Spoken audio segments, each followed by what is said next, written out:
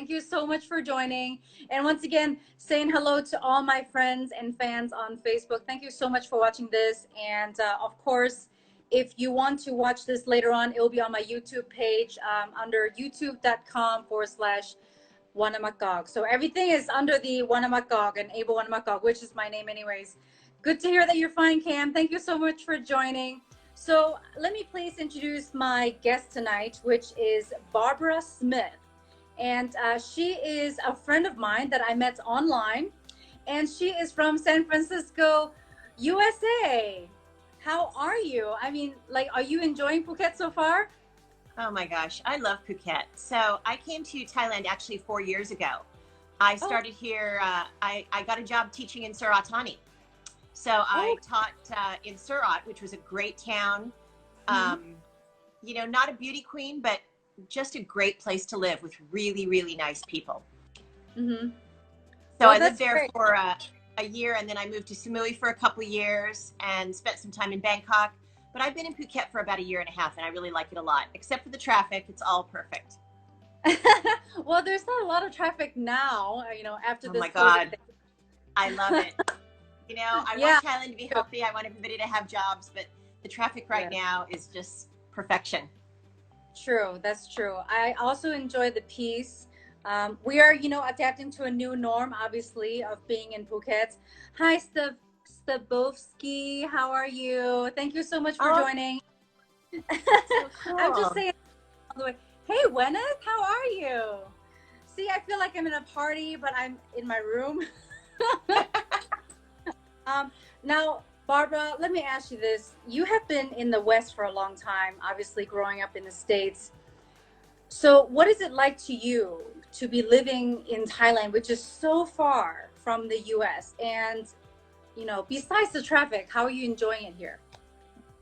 You know, after 4 years, I'm still in the honeymoon period with Thailand. I remember when I first came here and I came into the Suratani airport and I felt that beautiful warm night air. And I'm like, oh my God, this place is heaven. It's so green, it's so tropical, it's so beautiful. And my favorite thing about the Thailand is just the people and the culture, because it's so gracious and lovely. And, you know, as a single woman, I feel very safe here. I never feel like, you know, any bad thing's gonna happen. And I've just had an opportunity to do so many things that I've always wanted to do that I never would have done in the West. Yes, like I agree. A motorbike. Oh, you drive a motorbike?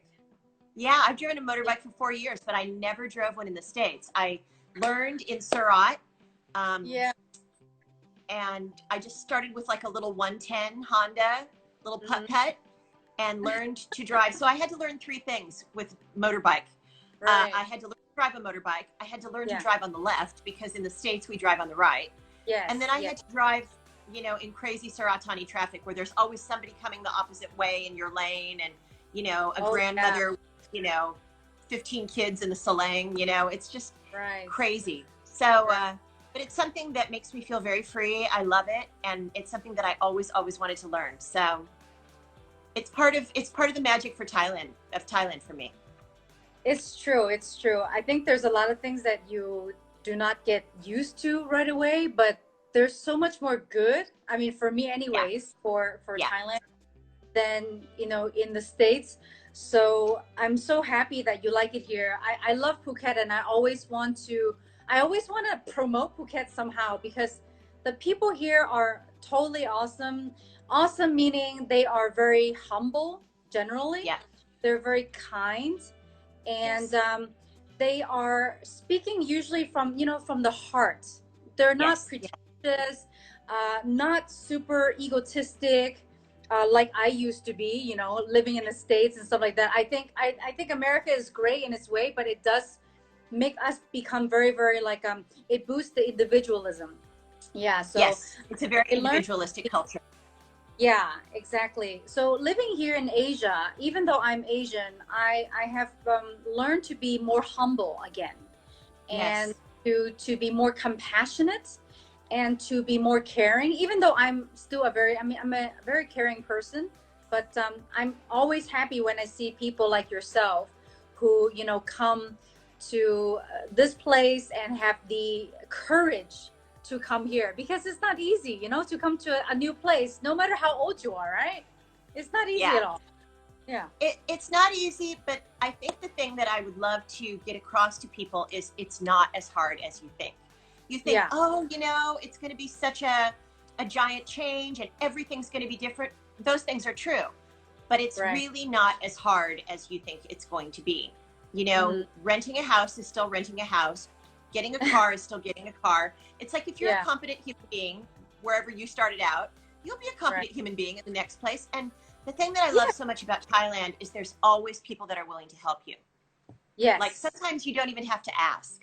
They'll just, they'll see that you're in distress, or they'll see that you need help, and they'll just rush right in and give you a hand. And it's like, how great is that? Exactly.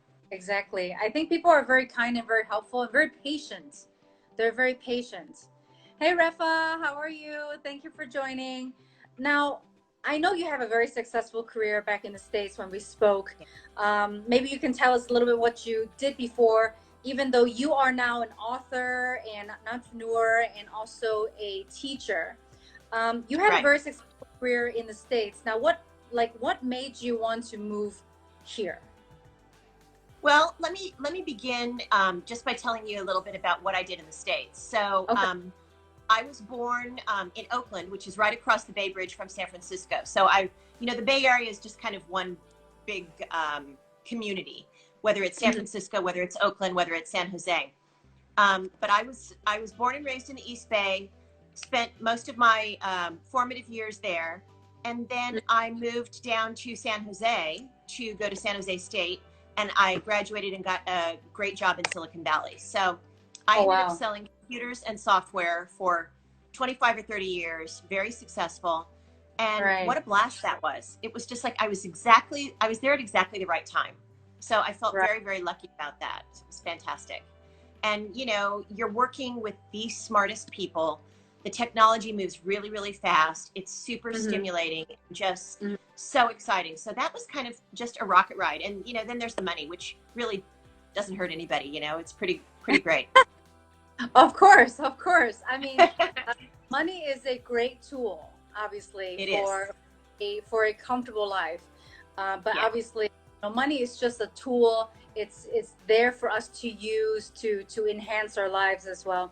Absolutely. It's not an end in itself. So, yeah, I had a great career in Silicon Valley. I did everything personally and professionally that I could ever have wanted to do in the States. I raised 2 great kids, and, you know, was married and did the whole commuting, have a house, have a mortgage, have a job. Right. Corporate life. But I always dreamed of living abroad. And there was kind of a perfect storm, a perfect set of circumstances that kind of launched me halfway across the earth. So my kids were independent. My parents had both passed away. You know, I have a sister, but she's, you know, doesn't need me. And I was in a really, really toxic marriage. And then I got cancer, and he didn't take care of me. And so it was kind of heavy. But when I got well, I just thought, okay, I've done everything I wanted to do. Nobody here really needs me. I don't have to stay for anybody. And I can kind of do whatever I want. So I just got online, and I looked at, you know, Spain. I looked at Chile. I looked at Japan, where my daughter was teaching at the time. She's in Vietnam now. And then I looked at Thailand. And I had never been to Thailand before I got a job here. Wow. Yeah. And so the funny thing, people go, oh, that's amazing. How did you do it? How did you do it? Just tell me, like, what's the secret? And I go, planes. I did it with planes. I got a job. I bought a one-way plane ticket, and I got on that plane. And so people think it's really complicated, but that's pretty much it. I got a job. I bought a one-way plane ticket. I got on the plane. I came to my job. I think people tend to create a lot of struggles in their heads. They create all the fears and all the problems before they even encounter it. And so already stops people from doing what their heart tells them that they have to do. And that's what I admire about you, is that you have courage. Because in Thailand, obviously, I know that yes, there are Americans here, but America is so far away that many people from America would not choose to move all the way here to Thailand. They would move to Hawaii, let's say. I mean, it's very expensive there. But Yeah. But you know, to move here to a country, and have you been to Asia before this? Have you ever lived in Asia? My daughter lived in and taught in Japan, and she's in Hanoi now. So she lived in Japan for 4 years. She took all the Japanese in high school and all the Japanese in college. So she's actually a fluent Japanese speaker, and she taught middle school for 4 years in Japan, 3 years in Ishinomaki, home of the giant tsunami. She was there the year after that happened, I know. And then she taught for 1 year in Fukuoka, and now she and her boyfriend moved to Vietnam, and they've been teaching in Hanoi for about 2.5 years. So I'm very proud that she's a teacher. It's a great career. Well, that's good. At the end of the day, it's about what you love, right? Like, I'm doing this because I love to do this, and I hope to build it up, and I hope to, you know, bring more people, you know, really awesome people to come in and share this with us. Now, you said that you had cancer, and you had chosen to have a divorce so that you can move here. Yeah. I know that's really tough, and I'm not going to go into that because I know that's a bit, you know, it's very deep, and things like that happen to you. I've never had a divorce, and I've never had cancer, so I would never understand in totality what it's like to be you or to have experienced that. But what I know is that whenever I talk to people who had cancer, a lot of them say, "Why me? Why did this happen to me?" No. You know, like, I'm a victim, blah, blah, blah, blah, blah. Did you have that? So I have a lot to say about this. You should never, ever say, if you get a diagnosis, you should never say, "Why me?" Because honestly, nobody's getting out of this life alive. We're all going to die of something. Some people get cancer. Some people get hit by a bus. It's just like, there's no rhyme or reason to what happens to people. Just things happen, and you just have to deal with it. I consider cancer to be one of the greatest gifts that the universe has ever given me. And the reason I say that is because it was the push I needed to leave my marriage. Because I'm a trier. I'm going to keep trying and trying and trying. That was not what I should have been doing. I should have said, you know what? A spouse is supposed to take care of you when you really need them most. And if you can't do that, then I shouldn't be married to you. And so it was the mover for me. It was the thing that got me moving. The other gift that cancer gave me was something that really helped me get to Thailand, which was it eliminated fear from my entire world. So when you have cancer and you go through chemotherapy, they send you to this chemotherapy class that says, here's what chemotherapy is all about. Here's what might happen. You might have all these terrible, terrible side effects. So I'm just sitting there in class going, wow, these side effects look pretty terrible. Yeah. If I had these, that would really suck. That would be really bad. And then I just sat there and I had this epiphany. Completely changed my life from this point on. I realized that fear is not real. You're looking at all these terrible side effects and you go, ooh, I could have that one. It would be terrible. I should fear it. You shouldn't fear anything in life. I looked around me and I thought, room full of 20 people. Everybody has one kind of cancer or another. But it's unlikely that the person sitting next to me has breast cancer. Maybe they have kidney cancer. Maybe the person over there has colon cancer. So no two people in the room are going to have the exact same kind of cancer. And even if they did, their body chemistries are different. They're going to react to things different. So it's impossible that everybody in this room would have everything on that list. And it's likely that maybe I wouldn't have everything on that list. And it's likely that maybe I wouldn't have anything.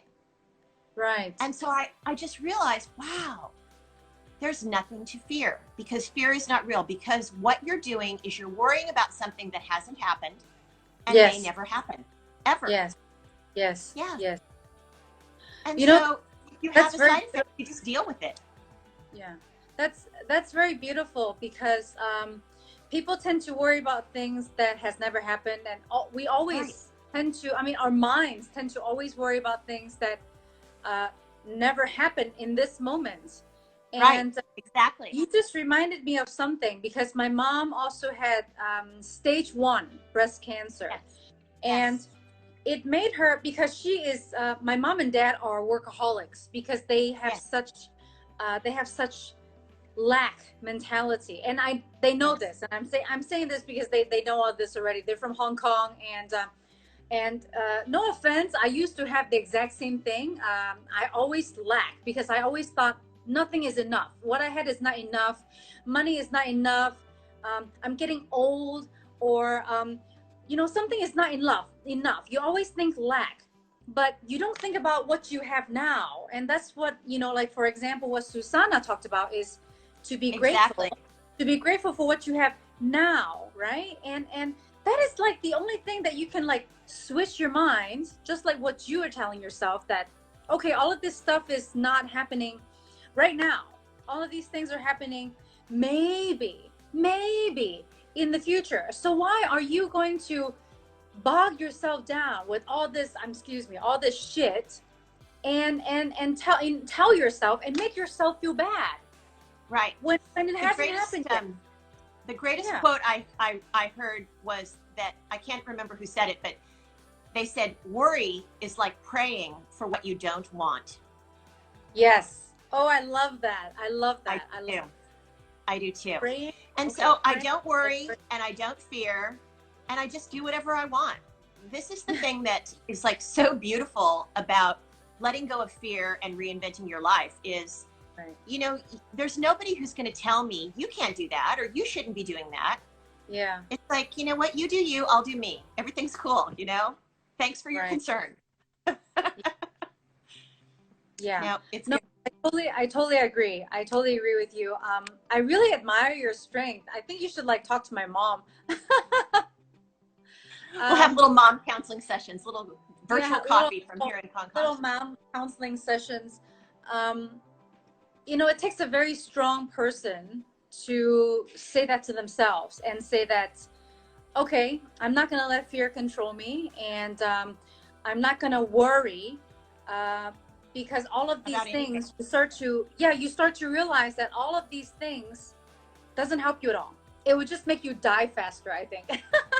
I think it would just make you die faster. I'm not on that plan. That's not my plan. Yeah. I mean, exactly. The worry thing, I know that some people are just that's kind of their personality, but you really can let it go. You really can let it go. And it's worth it. Mm-hmm. Well, it's your life, right? How do you want to live? How do you want to live your life? Do you want to just keep letting your mind tell you what to do? Because you can hear yourself talk. And sometimes I swear to God, sometimes it's as if our minds enjoy the negativity and all the crap that we create, because we just focus on it's like we have a laser beam focus on some stuff that is bad, and we just yak, complain about it. And I would hear people do that, and I'm just thinking like, all right, you're sucking all my positive energy. I don't want to talk to you anymore. I just get away from me. I don't want to talk to you. I don't want to be around it because I'm very sensitive. I don't want to be around negative people, and they don't even know that they're being negative. And that is the thing, to be aware of your thoughts, so that you are aware enough of your thoughts. Like, you know what? I'm not going to fear. I'm not going to worry. I'm going to be strong. I'm going to just grow out of this. I'm going to beat this cancer, or, whatever it is that you tell yourself. Right. And what I told myself? Yeah. What I told myself is, I have a job to do. I never said, why me? I said, cancer is a job. Treatment is a job. And I'm a good job doer. The thing about looking at it as a job is, a job has a beginning, a middle, and an end. And it will be over someday. So if you just think about it as a job, you just kind of put one foot in front of the other. And if you have a bad side effect, or if you have a bad thing happen, or, if you have a setback, you just go, okay, I'm just going to power through, and I'm going to deal with this thing, whatever it is. But I'm not going to fear it, and I'm not going to worry about it. I'm just going to deal with it. Right. And, chemotherapy was gnarly. I'm not gonna lie. It was really, really hard on my body. But I am now 57 years old. I'm healthier, happier, and stronger than I have been probably my whole life. You don't look 57 anyways. I mean, but it's just a number, right? It's just a number. I'm not going to tell you. It's just a number, but it's also a very mental thing. When you were talking about the negative, like energy vampire people and the negative complainers and people who just want to whinge all the time, I can't be around people like that. I just have to say, lovely meeting you. Thank you so much. See you around, Yeah. I just can't engage with them because it's exhausting. And yeah, I have so many things that I'm interested in doing and interested in pursuing. I can't have my energy sucked by anybody. So this is better for me to just tell them, go in peace. It's lovely meeting you. Thank you. I love you, but go away. Yeah. Well, I mean, if you say go in peace, it's like, they feel like you're wishing them well, like go in peace, but it still says go. No, I mean, we try our best to give energy to people, but we cannot give too much. We have to know ourselves enough when to walk away from something, whether it's words, whether it's an attitude, whether it's a mindset, or whether it's a human being, right? Right. So I really, really admire that. Now, I have another question for you. Now, sure. Having moved to Phuket recently, there's always this unknown, that brings you fear about moving to a new place, no matter what your age is. But what do you say to all the people out there that always have the doubts, to follow their hearts? Because people will, like I said before, your heart tells you something. It's like, you love doing this job. You love doing this, but I don't think I'm going to make much money from it. Maybe your friends or your family or somebody will tell you, oh, I don't think that's really good for you. I don't blah, blah, blah, like yak, and like everybody have their own opinions and stuff like that. But how do you tell people to listen to their own hearts and to, move forward with that? Because at the end of the day, I believe because I'm very spiritual. I believe that the heart is the real compass, and that's where it actually tells you the right direction of your path, your life path. It's not what your mind tells you. So how do you tell people, or how do you encourage them to not let this mind here just, to, don't do that, blah, blah, blah, how do you tell people to follow their hearts and listen to them? Because that's exactly what you have done. I have done that. And I have a theory that we all think we have one brain, but we actually have three. So we have the brain in our head, which is our intellectual brain. We have the heart brain, which tells you, what do you love? How did that person make me feel? If you're heartbroken, you feel it in your heart. You don't feel it in your head. You go, oh, that guy was a jerk. But you feel it here in your heart. And then the third brain is actually in your gut. And that's your protective brain. That's your brain that tells you you're in danger. Everything, like intellectually, you're like, yeah, everything looks okay. But if you're getting like the hair standing up on the back of your neck, that's your gut that's saying you're in danger. You need to get out of here, or you need to make some changes, or this isn't working. So you've really got these three brains. And I would encourage people to trust each of them, because you get different but equally important information from each of them. So, you're getting your intellectual information, you're going to get your heart information on how you feel about things. And then you're going to get your gut that says, this feels like the right decision, or I need to change these things, or this doesn't feel right to me. So that's what I really rely on. When I came to Phuket, I did scouting trips. So I was living in Samui. It wasn't the right situation for me. And so I probably stayed a year too long. And so I was really ready to make a move. But I just thought, I want to make sure that I even like Phuket. So I stayed in Bang Tao. I drove a motorbike all over the island and kind of checked out the different places. Then I came back again another couple of months later. And then on my third trip, I said, I am not leaving town until I find a house. And I got on the internet and, met with some real estate agents, and most of them, really didn't know what they were doing. And then I met my friend Jira, and she has done a wonderful job for me. She really listened to me, and I found a beautiful house for, not much money. I didn't want to live beach. I wanted to live in a quiet area where I knew my neighbors and the birds sing in the morning. Mhm. And that's what I got. Wow, that sounds beautiful. It is seems like beautiful. Asia treated you very well. What's that? Asia has treated you very well. You know, it's been amazing. It's really been such a healing place for me to land and really just recover, because I was kind of a hot mess when I came to Thailand. I mean, I just had all this surgery. I just had chemotherapy. I still didn't really even have very much hair when I came to Thailand. And just being here has really, really healed me. And it's allowed me to blossom again into the woman that I am today and that I always wanted to be. Oh, wow. That's really beautiful. Yeah. That's really beautiful. I think Thailand has this this magic. You know, the people who are speaking from the heart, the, what do you call this? These are like the things that are taught from their culture. To be compassionate, to help others, to, like, for example, like the cave, remember, like the soccer with all the kids, and you see how the community came together to help each other.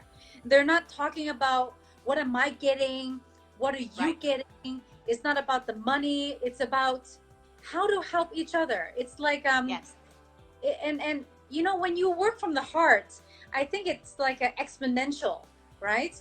When you work from the heart, people remember. And when you say it's healing, I'm sure there has been a lot of people who has been kind to you, and you have a chance to rest. You know, you have a chance to rest and to heal your mind, body, and spirit. And I have to say, I felt very similar things here, even though I wasn't a mess in any way. I was a hot mess. Well, you look really good right now. I just want to say this. Like, you look really good. Thank you. The first time I spoke to you, you're very bubbly, very positive. I mean, obviously, you are American, so I know you're very ambitious. You're very capable. You know how to take care of yourself. You're independent. But you also have learned more about the softer side of what it's like to be a human. And, you know, what would you say? I remember I asked you this already, but what did you learn, a few words, you know, from living here in Thailand? I have changed so much since I came to Thailand. And I think it's really the gentleness of the culture that allowed me to make the shift that I wanted to make in myself. The thing that makes me the happiest now is when people meet me now, they use the L word. They say, "You're so lovely." And I'm like, I always wanted to be lovely. I always wanted to be lovely. But I could never get to lovely when I was in Silicon Valley, because I was in like this dragon slaying sales computer, you know, warrior mode.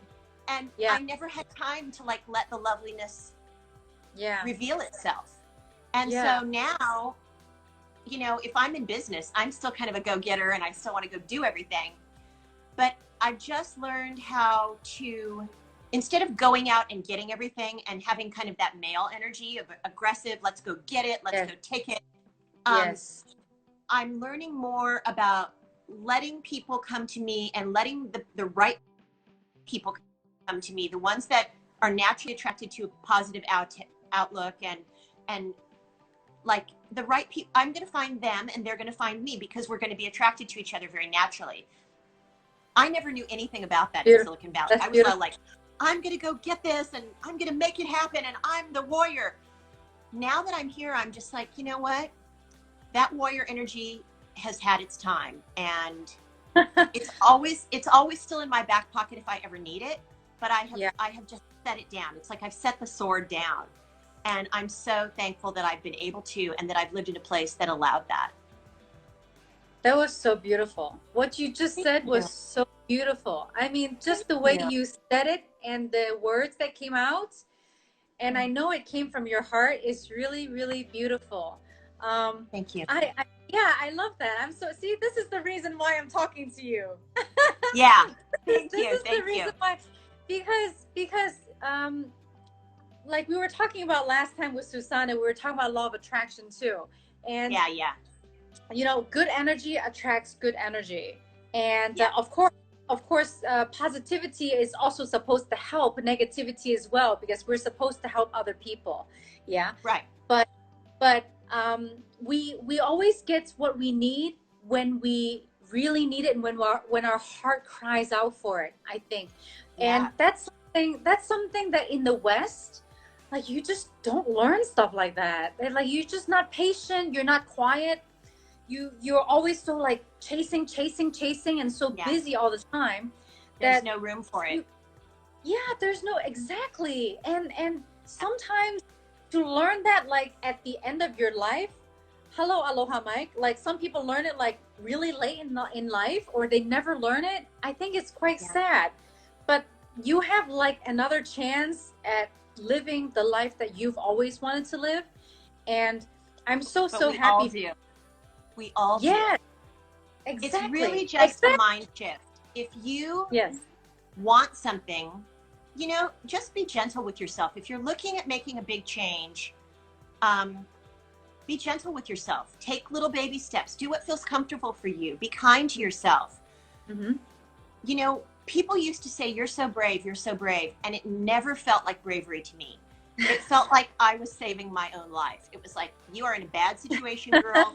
You have had cancer, you know, chemotherapy nearly killed you. Yeah. And you've just risen, and, you know, you're all put back together now, and, you know, you can create whatever kind of life you want. So when I moved to Phuket, I wanted to be near the airport because I wanted to travel.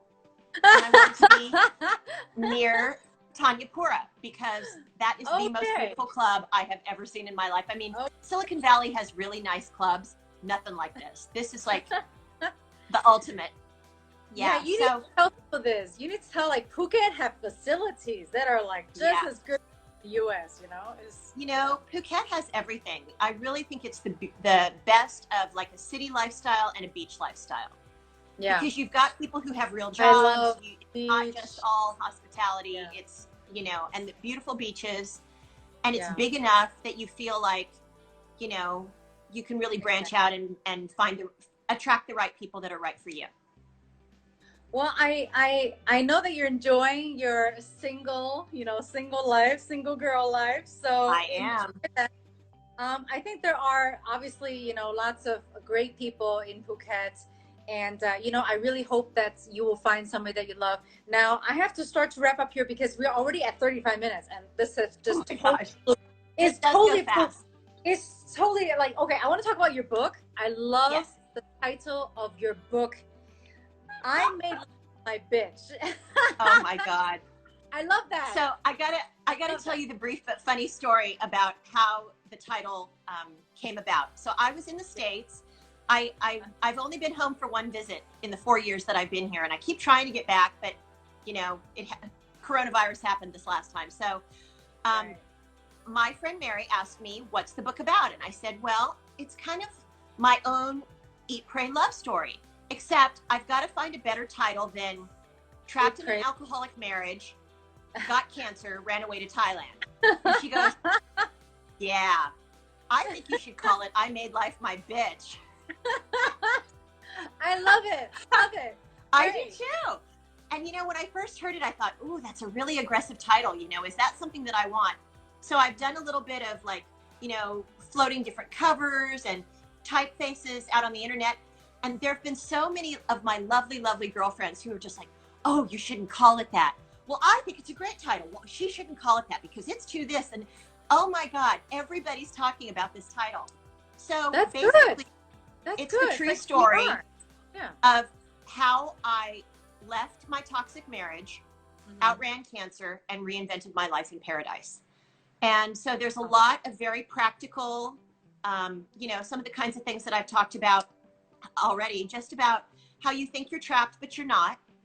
Yeah. You really don't have to stay. You don't have to please anybody at this stage in your life, regardless of your age. Your life is your own. And if you don't live the life that you want, you have nobody to blame but yourself. So get on that and go out and take some risks and create the life that you want and be positive. I don't know anybody who has done what I have done. And I don't even know any, you know, women in their 50s who would do what I've done. I moved to Thailand right after I turned 53. And I had gotten my diagnosis basically 1 year before that. And so I just thought, you know what? I've faced my own mortality. I'm going to go out and live the life that I want. I'm going to go make it the life of my dreams. Wow, that's beautiful. That's beautiful. I don't think I should say anything more, because what you said was so beautiful already, and I think everybody should remember what you say. Now, this video will be, let's say there's no recording problems, it will be on my YouTube page, and I will also post it on my MC YOUAREABLE fan page as well, so people can listen to you, and you know, I can hear in your voice the courage, the strength that you have, and those are characteristics that I admire a lot in people. And I don't think I would be able to do what you do if I was so physically sick. And I don't know what it's like to be in chemotherapy. I just heard like a lot of bad stuff about it. It's kind of intense. Yeah, just physically. It's like poison, right? Like you're poisoning your body, right? Yeah. Yeah. Lost all my hair, but I have a very nicely shaped head, I've been told. So I feel good about that. So one of the things I did want to mention is people, if they want to read the first chapter of my book, it's on my Facebook page. Just search for "I Made Life My Bitch" and you will find it. And it's about my my first date with the husband that I'm just divorcing now. So I'll warn all of your viewers, you might need a cold shower after you read it. It's pretty hot.